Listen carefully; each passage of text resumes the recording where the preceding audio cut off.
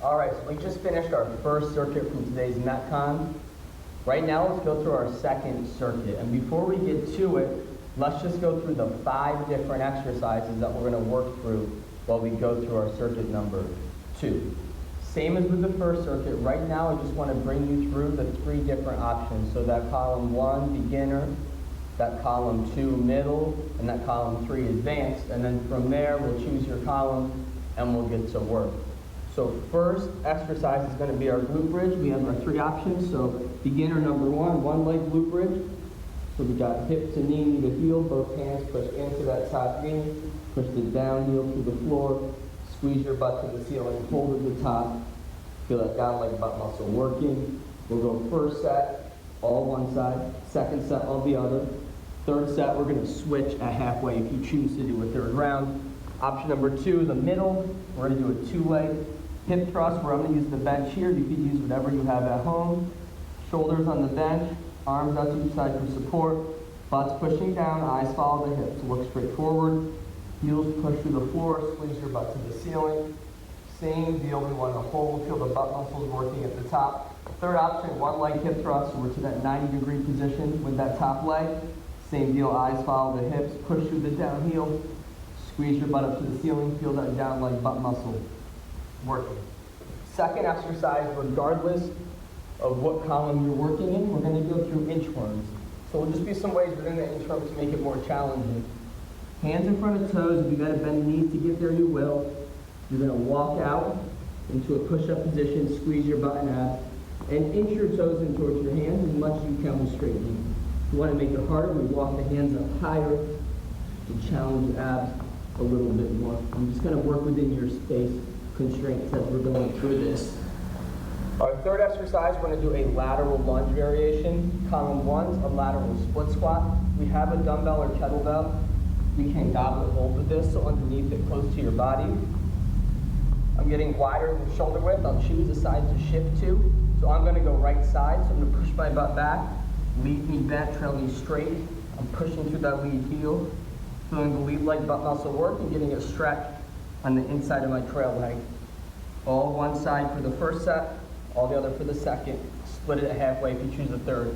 Second column, lateral lunge. We start in place, same thing.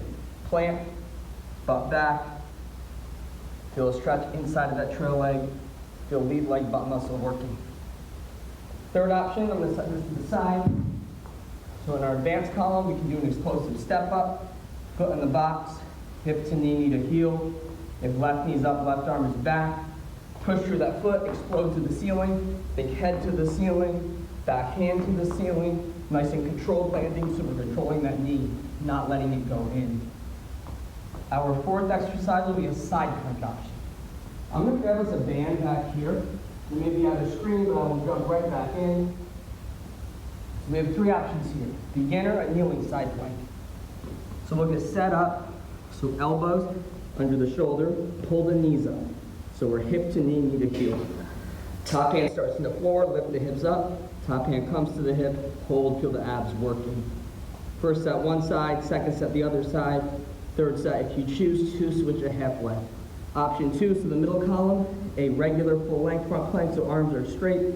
Elbows under the shoulder, top hand in the floor, lift up. Feel the abs work, top hand to top hip. Keep that straight line, heels to your head, hold, feel abs working.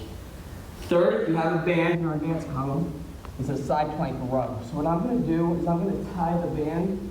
For us, I'm going to tie it onto the bench right here. So I'm just going to loop it through, and you can find somewhere that you can tie your band onto to give you some resistance.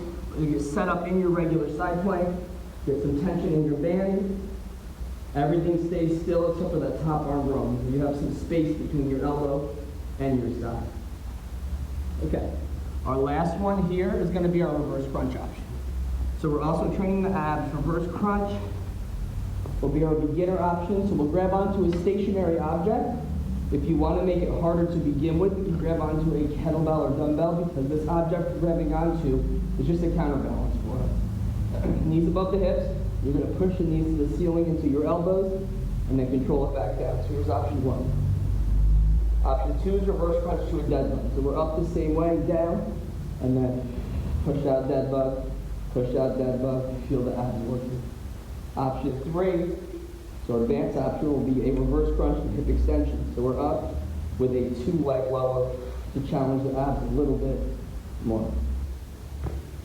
So let's choose what column you're working in. It's probably going to be the same as in the first circuit. Let's get to work.